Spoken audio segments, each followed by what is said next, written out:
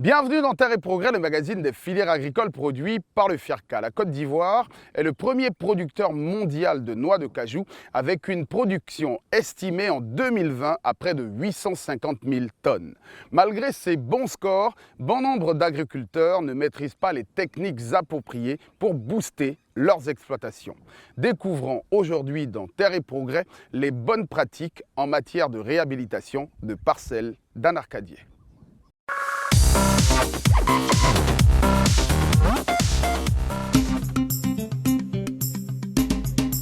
La culture de l'anacarde s'est initialement développée en Côte d'Ivoire de façon spontanée sans le soutien d'organismes de développement agricole. En 1960, les arguments qui ont milité en faveur de l'introduction de l'anacardier dans les régions des savanes étaient d'ordre écologique. En effet, face à la disparition de la forêt et afin de conserver les caractéristiques agroclimatiques de ces zones, au moyen du reboisement et de la protection des sols, c'est l'anacardier, peu exigeant quant à la qualité du sol et résistant aux fortes chaleurs, qui s'est montré efficace.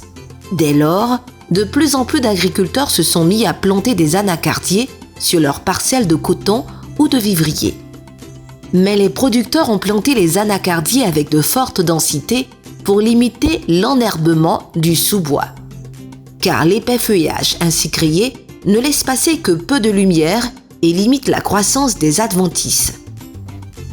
Si cette pratique réduit les travaux d'entretien des vergers, elle diminue fortement les rendements à l'hectare en réduisant la surface foliaire productive et la croissance des racines de chaque arbre. Par ailleurs, en raison d'un mythe populaire largement répandu qui prétendait que les fruits mélangés au lait sont toxiques, ni l'amande ni la pomme n'étaient consommés et valorisés. Mais à partir de l'année 1970, les objectifs de départ qui portaient pour l'essentiel sur les qualités végétatives de l'anacardier vont s'élargir quand les fruits de l'arbre commencent à acquérir de la valeur marchande sur le marché international. L'on ne regarde plus désormais l'anacardier comme un arbre forestier destiné uniquement au reboisement, mais également comme une plante dont les noix peuvent être exploitées et faire l'objet de spéculations à l'instar du célèbre binôme café-cacao. Ainsi, tirant les conséquences de cette nouvelle donne qui place l'anacarde au centre de tous les intérêts, l'État a entrepris une série de réformes qui ont débouché sur la création de structures d'appui aux producteurs, telles que le FIRCA, où la filière cotise depuis 2008, et à l'organisation de la filière anacarde. Nous avons pour activité principale d'abord tout ce qui est suivi et la mise en œuvre de la réforme des filières coton, en l'occurrence l'encadrement et le suivi des activités des filières coton et anacarde dans notre région. Il y a la commercialisation de la noix de cajou, le suivi des traçabilités des activités d'achat dans notre région, et également aussi la distribution de la sacherie brousse aux producteurs. Et aussi, comme ça, nous suivons un peu l'ANADER dans l'encadrement des producteurs dans notre région, à travers nos agents qui sont dans les différents départements. À partir de 2013, la réforme des filières coton et anacarde engagée par le gouvernement a permis d'instituer un encadrement dédié aux producteurs de la filière anacarde afin d'améliorer leur productivité et donc leurs revenus. Cet encadrement confié à l'ANADER à partir de 2014, a permis de former les producteurs aux bonnes pratiques agricoles. Cependant, malgré les avancées observées, les rendements aux champs sont restés relativement faibles, notamment à cause de la forte densité des vergers d'anacardier et de la faible capacité des producteurs à réduire la dite densité. À partir de 2018, dans le cadre du PPCA, projet de promotion de la compétitivité de la chaîne de valeur anacarde, l'appui aux producteurs est développé.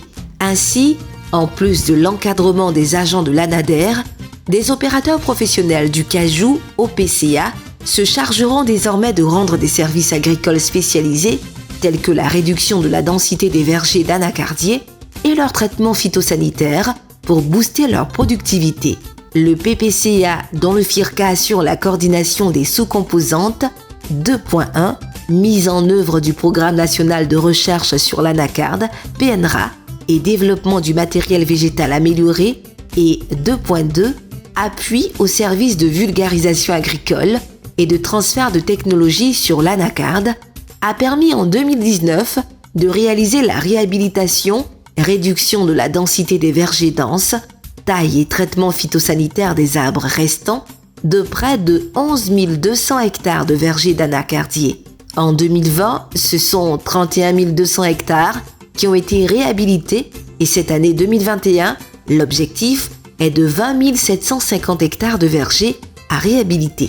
L'opération se passe vraiment bien, les producteurs sont enthousiastes et il faut dire que nous sommes toujours à la phase de sensibilisation.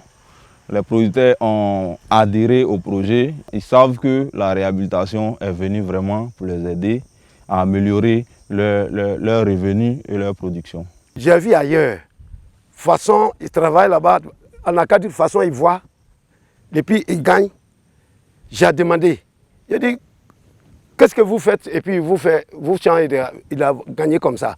Il dit, c'est Anader, il travaille avec nous, et puis on gagne aujourd'hui. Le jour qu'il est venu là, je dis, coupez pour moi, ça vaut même si ça vaut 5 hectares. Il dit, non, comme ce n'est pas toi seul, on coupe pour toi un peu, et puis le reste, on donne un peu. La réhabilitation des vergers d'anacardiers étant une opération de réduction de densité, elle obéit à des règles bien précises afin de donner les résultats attendus. Lorsqu'on identifie cette plantation, il y a plusieurs étapes à suivre. Entre autres, la délimitation de la parcelle, qui est la première étape. Après avoir délimité la parcelle, nous avons compté les arbres. Après avoir compté les arbres de la parcelle, nous passons automatiquement au marquage des arbres à abattre. Pourquoi au marquage des arbres à abattre? Parce que nous venons pour une réduction des densités. Quand on veut réduire la densité, forcément on doit abattre certains arbres. Cet arbre-là, on le voit, on sait qu'il a des problèmes, il est malade. Celui-là. Donc lui, il est automatiquement marqué. Donc le marquage se fait ainsi. On met une croix pour que le tronçonneur puisse voir ça même de loin. Voilà. Ouais, comme ça. Ok. Après ça, on regarde entre ces 3 arbres. Vous voyez ces 3 arbres. Celui-ci est à la mauvaise distance. C'est-à-dire qu'on doit l'enlever pour qu'il ait au moins entre 7 et 10 mètres entre ces 2 arbres. Vous voyez celui-là. Donc lui, il n'a pas de problème, mais il est à la mauvaise distance. Donc on le marque aussi. On fait de telle sorte que le marquage, que le tronçonneur puisse voir ça après notre passage. Une fois le marquage terminé, le tronçonneur professionnel sélectionné peut commencer les différentes étapes de la réhabilitation en passant en revue son matériel. Voilà le matériel des tronçonneuses. Avec ça, nous faisons l'abattage des arbres. Et après l'abattage, nous faisons le découpage ainsi les tailles. Nous avons choisi les petites machines parce qu'elles sont destinées à la taille. Les lunettes, c'est ce qu'on porte en travaillant parce qu'il peut y avoir un accident. Donc nous utilisons beaucoup les lunettes. Ça, c'est notre casque de protection pour ne pas qu'un arbre tombe sur toi pour te blesser.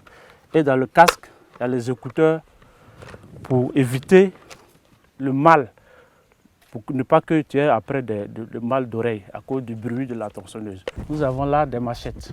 Les machettes sont destinées à faire le feuillage et l'écossage des arbres, des souches.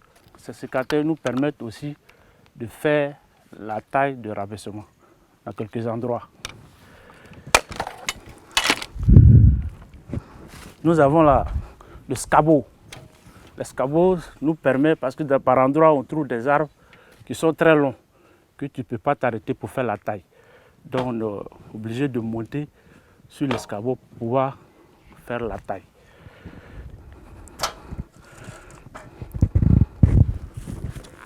Nous avons là le carburant et l'huile que nous utilisons dans les moteurs.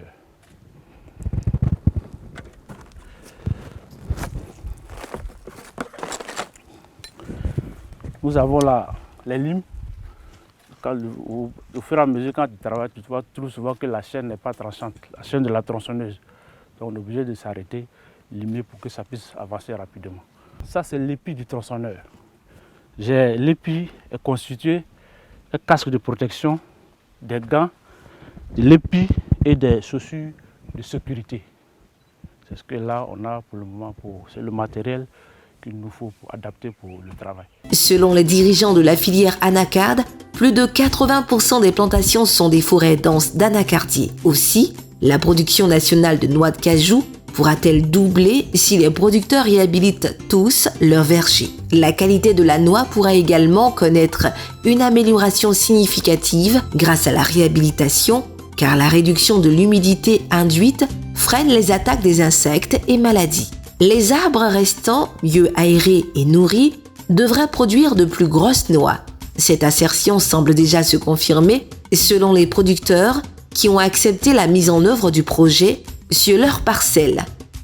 Anadé est venu, il dit qu'on n'a qu'à nettoyer le champ à 2 fois. Et puis ils vont trier ce qui n'est pas bon dessus et puis couper. Maintenant ce qui est bon, on voit que c'est bien placé, on laisse ça. Et puis Anadé est venu pomper et on a vu que ça produit bien. Le champ d'anacarde là, ça vaut au moins 12 hectares, mais ça ne donne pas. Chaque année, il peut ramasser au moins 2 tonnes comme ça. Maintenant, Aladin est venu travailler avec nous. Même 1 hectare là, on peut gagner au moins 2 tonnes. Pour rappel, l'objectif de développement du projet PPCA est d'accroître la productivité, la qualité et la valeur ajoutée de la noix de cajou, qui sont des actions qui profiteront tant aux petits exploitants qu'à l'industrie de transformation du cajou en Côte d'Ivoire. La réhabilitation des parcelles d'anacardiers est un travail minutieux qui requiert des connaissances bien spécifiques. Terre et Progrès pour aujourd'hui, c'est terminé. Retrouvez l'émission sur notre page Facebook, notre chaîne YouTube et notre site internet firca.ci. D'ici là, je vous souhaite de passer un excellent week-end et rendez-vous la semaine prochaine.